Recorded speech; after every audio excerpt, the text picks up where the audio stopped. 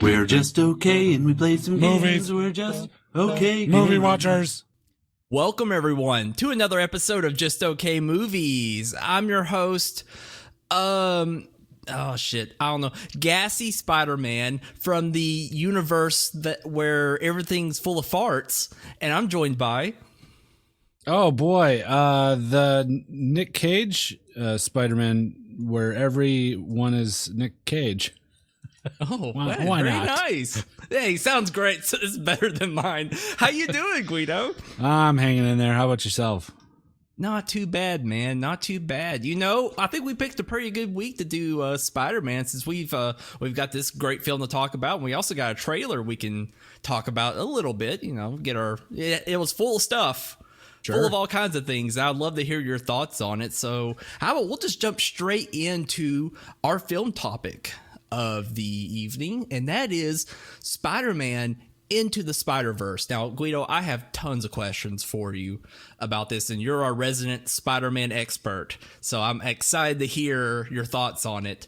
But I guess let's just talk about the film in general. The plot's not too... It's very interesting, but it's not super complex. Basically, the bad guy... Who's the bad guy's name? Henchman?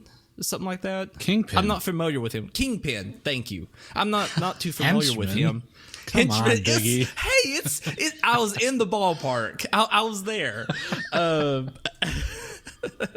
He makes a device because he wants to bring his wife and child back, and it opens up other universes. And when he does it, all these Spider-Man from a bunch of other universes come in to help Miles Morales, I believe that's his name, who is the Black Spider-Man, kind of help him grow into him being the new Spider-Man and take down Kingpin. Would you say that's a pretty nice over the top synopsis? Yeah, that's good. Good enough. Okay. You know. Okay.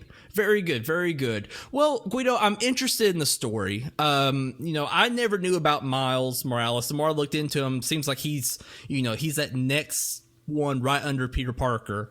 But I'm very interested in, I'm assuming the story about the multiverse stuff doesn't happen in a comic. Was this an original concept? Was the whole story of Miles like anyway related to this multiverse thing, or was it very original? I'm years behind on my Spider-Man. So I stopped reading Spider-Man before Miles was even introduced. So I don't even know his comic book origin. And I see. I have nothing to base it on. Okay, So well, you can sorry. leave now, Guido. I'll take the rest of this over then. Damn it. I hype you up and you just backstab me like that. Maybe if you would have asked me beforehand instead of putting everything in my lap. Oh, that's fair. It seemed like Miles is a pretty new concept of Spider-Man. It didn't seem like he was like what would you say, like late 90s, early 2000s is kind of when he hit the scene. Oh, he hit the 2010s. Really? Like within so the he's past not that old at all. 8 years, I'd say, even less. Really? Oh, that's fascinating. I thought he was a little older than that. Very neat. Well, I found his story to be really, really good. I enjoyed that. I found it to be real refreshing. Like, I knew he was going to be a part of it, but I didn't know he was going to be the central character. And as I said, both of us aren't really sure about how he actually becomes Spider-Man, so we can't really comment on that. But I would say I really dug his background and his character. Like, I felt like even, we talk about Peter Parker being kind of the awkward, kind of strange kid, but he's kind of thrust into this role of Spider-Man, and I found Miles to be a little more interesting. He's kind of the same thing, a little awkward, a little dopey-ish, but he still kind of had that charisma, and he's just kind of an intriguing character with a really neat background, and to kind of fall into that superhero role was, I don't know, really gratifying through the film. I really, really enjoyed it. Yeah, I agree. I really I wanted to know more about his school life because they kind of introduced that at the beginning of the film and then never touched upon it from there on, because a lot more important things happened. Right. But yeah, I'd be interested to see, because it seems like he's well loved in this neighborhood as a child. Like, they love this child. And he is going to a prep school where he got a scholarship and is having trouble fitting in, I think, coming from the streets. Right. And going to this prep school. So I like that aspect of it. I think it can be expanded upon. But spoiler warning, one of the things that bummed me out right away was the main Peter Parker that we all know and love died instantly. It was so great. Oh, that was so wonderful. Yeah, it was pretty cool. It was shocking too. Like, you see the previews and you see Spider-Man in it, and there is Spider-Man in it, but it's not the Spider-Man that you know. And that Spider-Man, the one that everybody knows that's married to Mary Jane and is the friendly neighborhood Spider-Man, he attempts to stop Kingpin from opening this dimensional rift, and kind of fails, half succeeds at it, but gets injured, and Kingpin crushes him, basically. And Miles is there to witness it, because Miles got bitten by a spider the night earlier, and he's trying to find Spider-Man to give him some tips, I suppose. Right. I'm trying to remember how that whole thing is set up. Like how he actually tracks him down. I can't quite remember. I think he ran into him because he was going back to where he graffitied in the subway tunnels.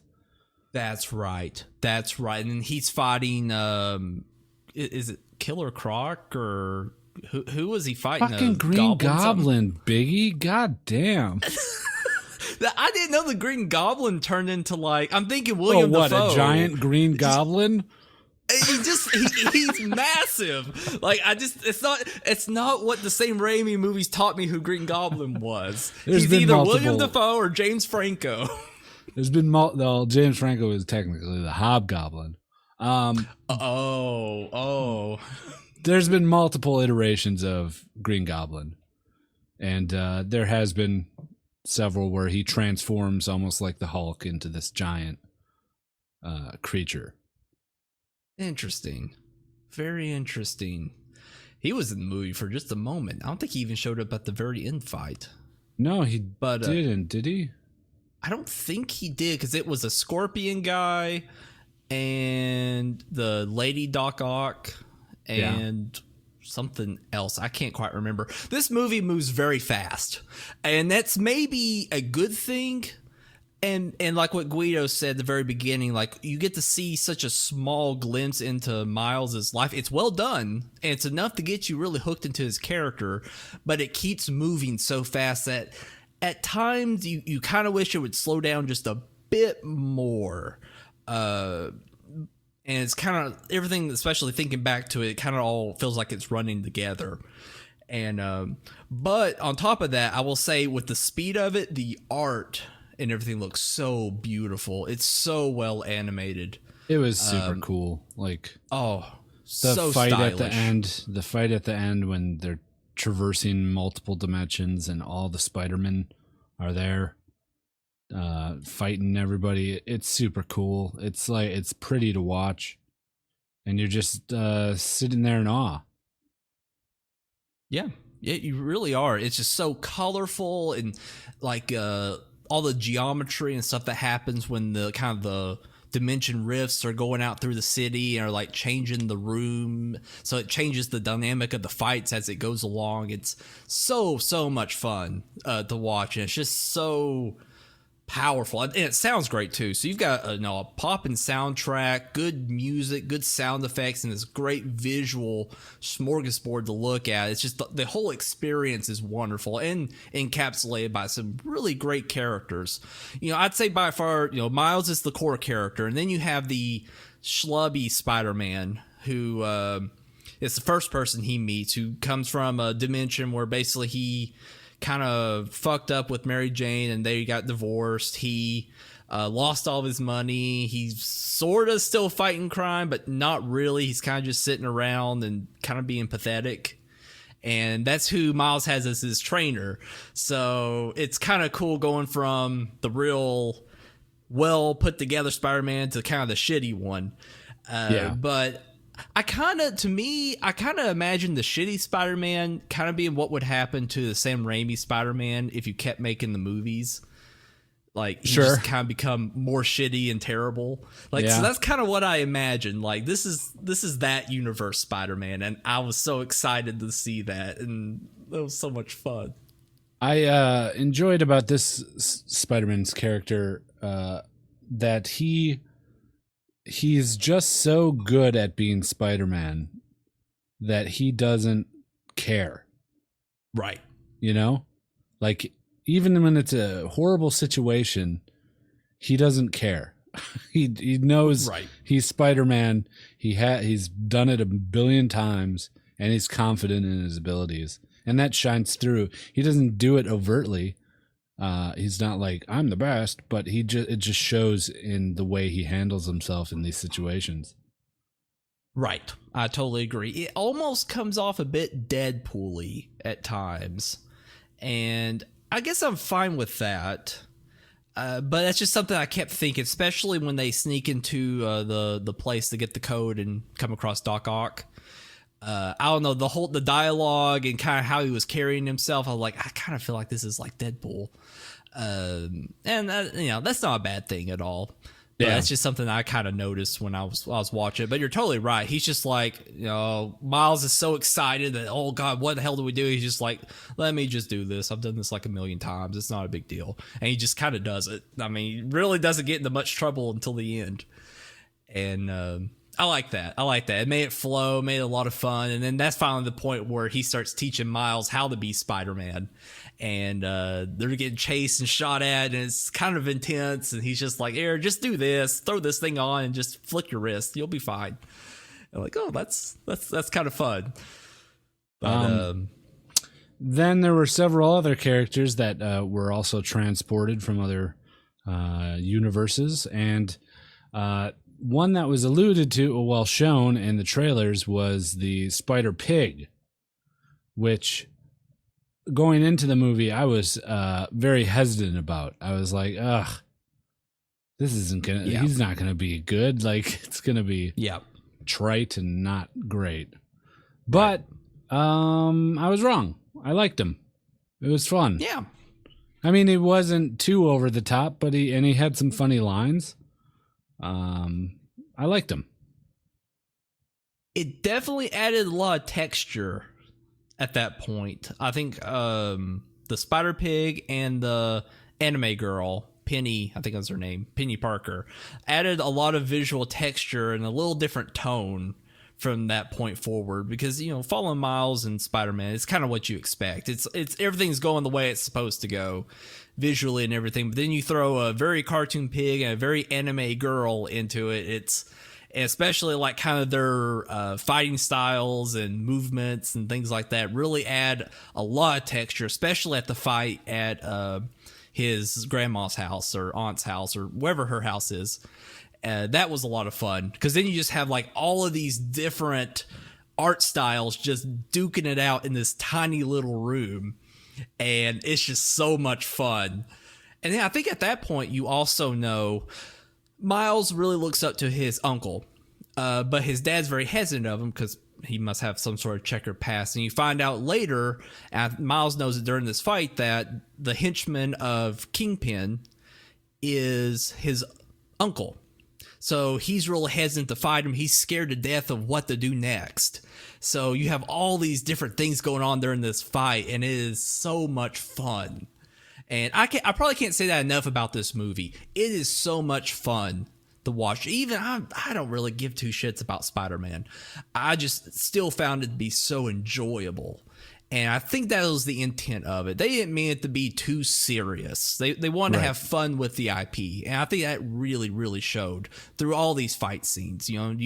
There's not a whole lot at stake per se, but you're just so happy to be there to experience it.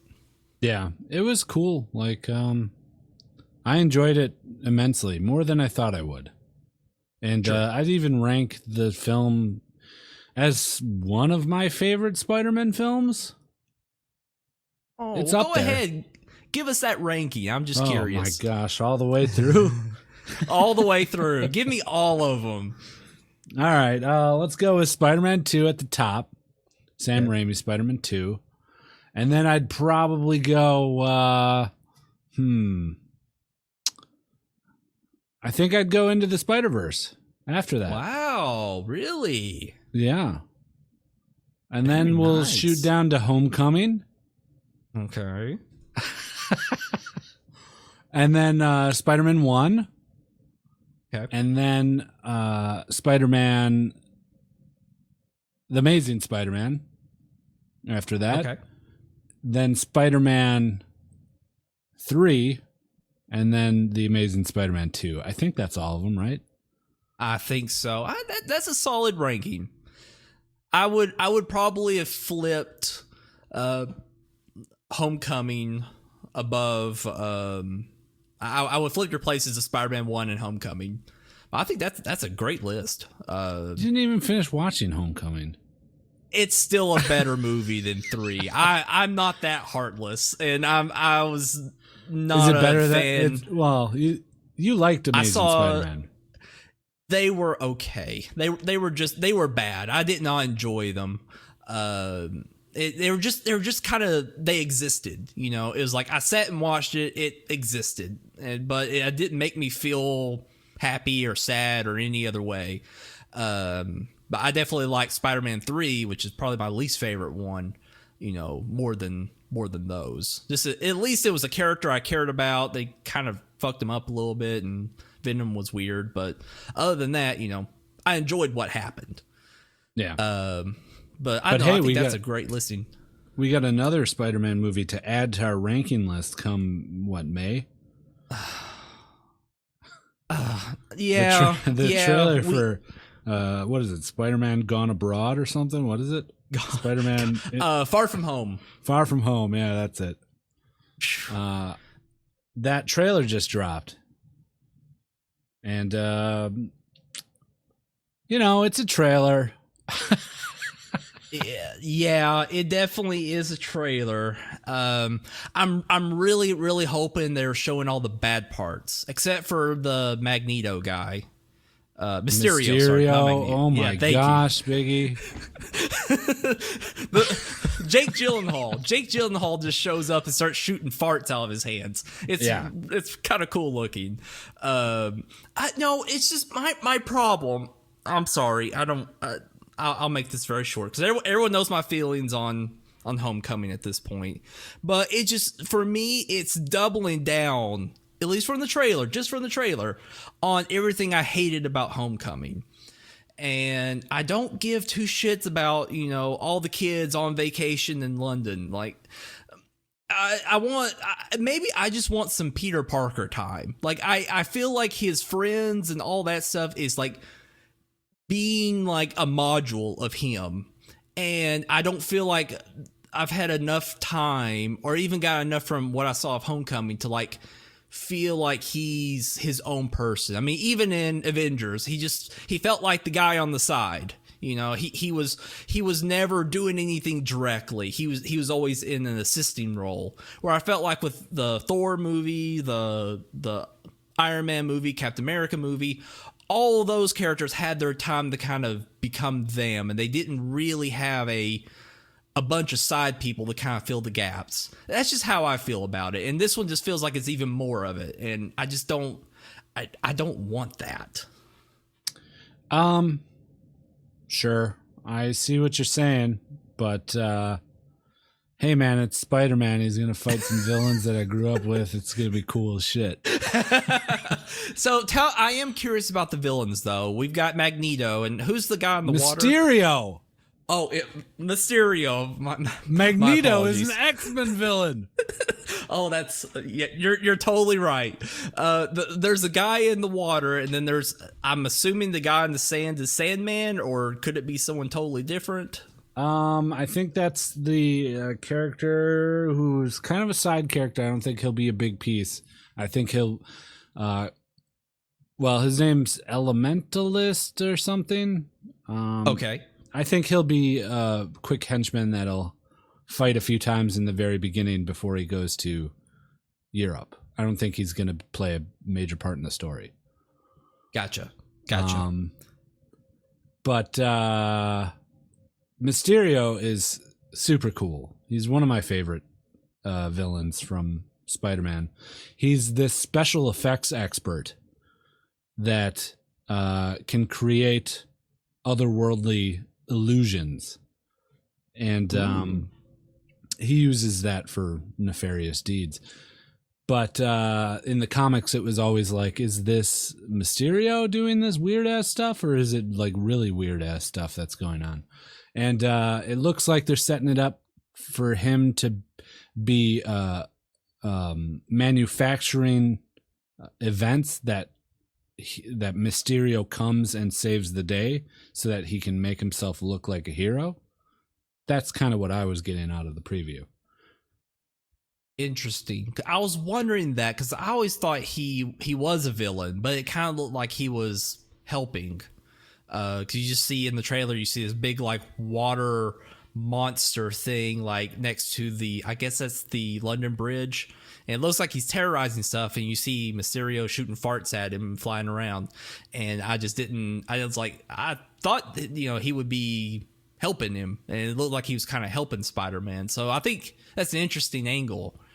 And I could definitely get behind some backstabbing and things like that.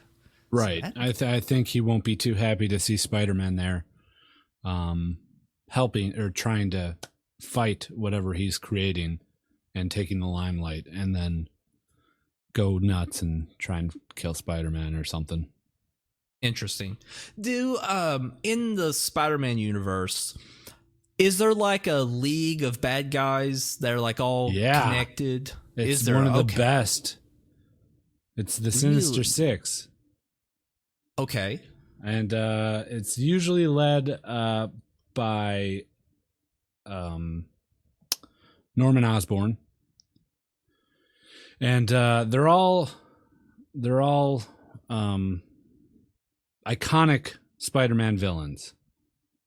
And so it's Norman Osborn as Green Goblin, Dr. Octopus, Mysterio, Vulture, Scorpion, Electro, and Rhino. Oh, so we've already had 2 of them now. Right. Yeah. Okay. And I don't even know if they've talked about Norman Osborn in Homecoming or in the MCU. I think all of these characters are owned by Sony still. So every time all the villains, that's why they're doing this fucking Venom shit and then alluding to Sinister Six on the Sony side of things, because Sony still owns all the villains. So I'm sure that Sony's hesitant to allow them some of the bigger ones, because Mysterio's one of the smaller ones. Oh, really? Yeah, he's definitely not as well known as Green Goblin, Rhino, or Doc Ock. Shocker was in Homecoming. Oh, I must not have made it that far. You did. He's the guy that had the gloves where he would punch and it would vaporize shit. Oh. Do you remember that? I must have been looking at my phone. Part of Vulture's crew.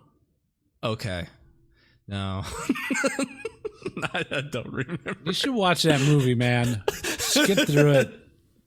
I just remember Michael Keaton just wanted to make a living, and they just shit on him, and Spider-Man shitted on him, and then Spider-Man acted awkward around girls. And I'm like, no. Well, okay. Michael Keaton was selling weapons to terrorists. You got to make a living somehow. Yeah, you're right. You know, I suppose at one point Tony Stark was doing the same thing. He was, man, on a bigger scale. Yeah. And he's weird around girls because he's a fucking teenager, Biggie. You're supposed to connect to him. I disagree with that. It comes down to the writing. Like he can be awkward, but there's just a point where you've got to get out of that. Like, you can't just keep living in that sphere and allowing the other characters to pick up the slack. And that's where I've got the problem with the film. You watched 20 minutes of the one movie of the reboot. How do you know he doesn't get over it?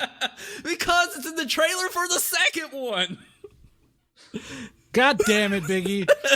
Okay, I promise to you all, at least before we do Far From Home, I will watch Homecoming, and it's possible, I've been wrong, that I might sit through the rest of it and be like, you know what?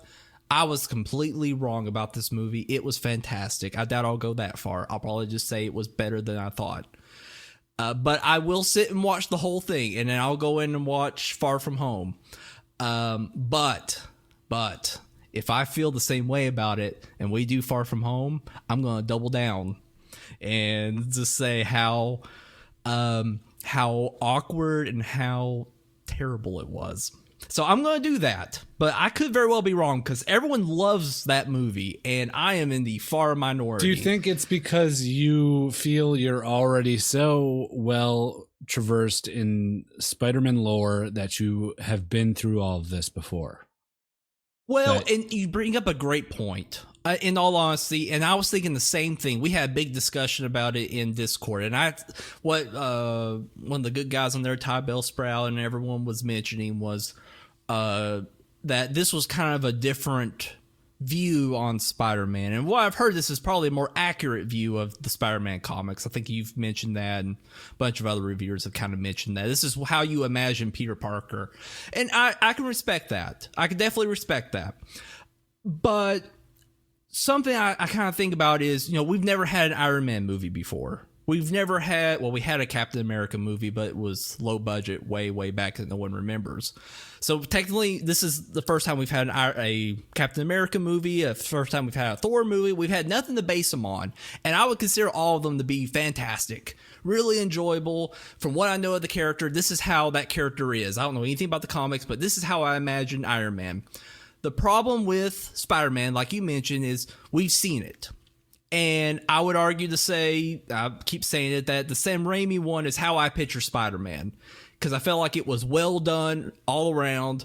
He was a character that, was awkward-ish, but you just saw him grow in there. You saw his struggle with Uncle Ben dying and everything, and him trying to become a superhero. And, my heart's still kind of in that realm. And now going in and kind of, I'm happy they didn't do the Uncle Ben stuff again. It's a little different. He's younger. He's got more younger, challenges to have to handle. But I just can't connect with how he's written. I felt like he's written to be a kid first and not necessarily growing into that role. And maybe that's how he's supposed to be written. He's supposed to be more of a kid and more juvenile and stuff, but I just can't connect him doing all these crazy things as a Spider-Man and being so revered and him still acting like such a kid. I just can't I can't connect with that character like I could where Peter Parker made more sense, the Sam Raimi one, how he kind of grew personally into this role. Because he kind of still felt the same in Infinity War. And I will say the one time in Infinity War that I felt like I could really get behind Spider-Man was when he died. Because that felt so real and so powerful. And like a major, even those couple of that minute or so he had with Stark on the planet, like a real growth moment for him, having to realize his mortality so soon. And maybe I would really enjoy seeing the Spider-Man movie after that point, after Endgame, when he maybe has gone through this, whatever they go through after they evaporate. Maybe he grows more as a character, realizes, oh my God, this is not fun. This is fucking real. And I want to see that point, that growth. And I just don't feel like from what I'm granted, haven't seen the whole movie, but what I've at least seen in Homecoming and what I'm kind of being alluded to in the trailer, I'm not seeing that growth. and that's what hooked me in with Raimi, and that's what's maybe kept me away from this. So it's not fair.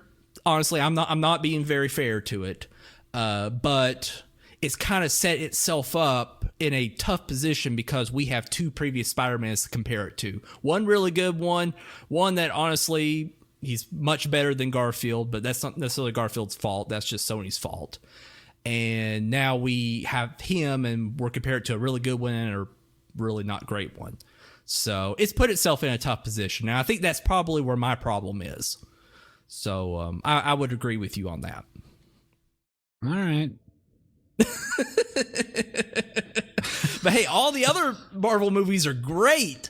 But honestly, I was kind of thinking about it. I really, really hope that the Miles character, I've heard some people talk about that they're more interested to see Miles' character continue than even Peter Parker. Maybe I would say maybe for this very reason, we're on our third Peter Parker. Miles is a little more interesting and fresh. That that more people may kind of back behind him. I hate to kick Holland out of a job, but in a way, I would kind of like to see them. That this would have been the first Spider-Man movie, a live action one, where maybe it was kind of the same setup where we already had Peter Parker in the world and Miles had to take his shoes. I think I would have gotten more into that. That would have been a little more fresh and interesting. Yeah. And I'm sure it's happening. Tom Holland, I think that's his name. I'm sure they already have that set. They know that at some point he's going away, and I'm sure it's going to be Miles is going to take his place. But I think that would have been kind of cooler if they started with that instead. Sure. But we'll see. I'm excited for it regardless. Oh yeah. I mean, it'll be interesting. I'm curious about the time frame though. With the new one, like I kind of wonder, like when they're on the bus coming in, if like maybe they're coming back from the trip, and maybe that's where Infinity War begins after they're coming back from London. I don't know. That was my thought. Like, kind of where's the timeline in this? That's a good question. I have no idea. It's got to be after they fix everything. Because that would be kind of cool if, like, during the film he's like, maybe they do like a, it's right after Homecoming or whatever, or even if they do like a 30 days before the events of Infinity War, before the snap or whatever they're calling it, and he's like, hanging out with his friends, but there's like this kind of impending doom kind of feeling in the air. Sure. Like, he's just like, oh man, I'm just loving life. I'm going to have all these things in my future. But then you just kind of know, ooh, buddy, ooh, you're going to have a rough time coming up soon. And that would be great. Then it's like, he's coming back. Maybe he's had a great time with Mary Jane or whatever her name is. Is her name Mary Jane? Yes. And he's like seeing her on the side of the bus. He's like, oh man, I can't wait to go home, get to kind of go on a date with her. But then he sees the roundy sphere in the sky, and then you just know he's about to leave. And you're like, oh man, that's the last time he's going to see her. He's dead as fuck. And that would be cool. I would be down for that. Does this? I wonder if this movie comes out after Endgame, right? Oh yeah, you're right. It does. Yeah, you're right, because Endgame comes out in just 3 months. Right. So unless there's no way it's coming out sooner than that. No, it's got to be. It's July 4th. I think so. July 5th. That sounds right. So, well, it would be cool. I don't think that they'll resolve Endgame and then cut back to moments before Endgame or before Infinity War happens. It's gonna just be kids going around London. Fuck. Man, I was getting so excited. Nah, you got fucking Jake Gyllenhaal there to carry all the acting weight. I know. I hope they let him loose. I hope he gets a dope scene like Keaton got that you didn't even get to see. So, Jake Gyllenhaal, I now equate Gyllenhaal with Nightcrawler. Like, I never thought about him that much. He's just a guy. He's good looking, whatever. But after Nightcrawler, I'm like, man, he is really good actor. Yeah. And that movie just put him like way up my list because he just was that role. I couldn't imagine anyone else doing that role as well as he did. Such a good. If you haven't seen Nightcrawler, check it out. I think it's on Prime and Netflix and all that stuff. It's a fun movie. It's dark and it's dark, but it's a lot of fun. That and Prisoners. If you haven't seen Prisoners, he's superb in that movie. Ooh, Biggie, you gotta watch Prisoners. Okay, I'll watch Prisoners. Okay, we'll add that to the list of an upcoming film because that sounds good. Well, very good. Well, I think we talked about the trailer more than Into the Spider-Verse. And there's not much more to say, honestly. It's a good movie. Check it out. You know what you're kind of getting into. If you're at least interested in the subject matter, you're going to like the movie. And I think that's, would you agree? A pretty good recommendation? Yeah. Yeah. All right. Perfect then. Well, we actually have a voicemail, and oh boy, I'm excited to hear about what they've got to say. So, Gweedo, fire it up. Hi, Just Okay Movies. It's B. Rady. I just went and saw Spider-Man Into the Spider-Verse, and it was okay. It was really good, but I also didn't like some things about it. Are you gonna see it? Yeah. Oh, we'll see. Lucky for you, sir. We certainly did. It did a whole episode about it. Yeah. He's gonna be like, wait, you guys just talked about the fucking trailer for the next Spider-Man movie for 30 minutes. I enjoyed it. I thought that was a lot of fun. I wonder what he didn't like about it. Yeah, I was about to say that. Be ready. Send us another voicemail. Let us know what you didn't care for it, or care about it. I mean, there was some stuff I didn't care for myself. I guess we've mostly talked about the positive stuff. Well, I mentioned it. It goes a little fast. I wish it had slowed down just a bit. That'd probably be my biggest negative. And then also, I wish they kind of involved the other Spider-Man a bit more. Because it felt like they were really just there for kind of 2 fights and some dialogue. You're asking for a lot of movie. Slow it down and give us more of the 5 other characters. Hey, I know they got the money. They got the talent and they got the funds. So I don't think it's a big ask for Disney. Maybe anyone else, but not Disney. I think it was great for what it was. Like a fun animated Spider-Man movie. Yes, it was very well done. So no, please let us know, B Rated. What were some of the things you didn't care about of the film? We'd love to hear that. And hey, if you want to mention, ask us any questions about previous films we talked about or any movie related question, please send us an email to justokmovies@gmail.com.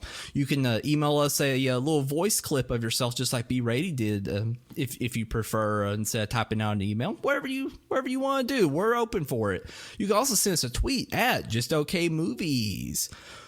Well, guys, it's been an episode. It's actually been a very good one, too. I've had a lot of fun with this one. Gweedo, as always, thank you so much, sir. Oh, absolutely. And you all have a great rest of your week, and we'll see you next time. Take care. Bye-bye.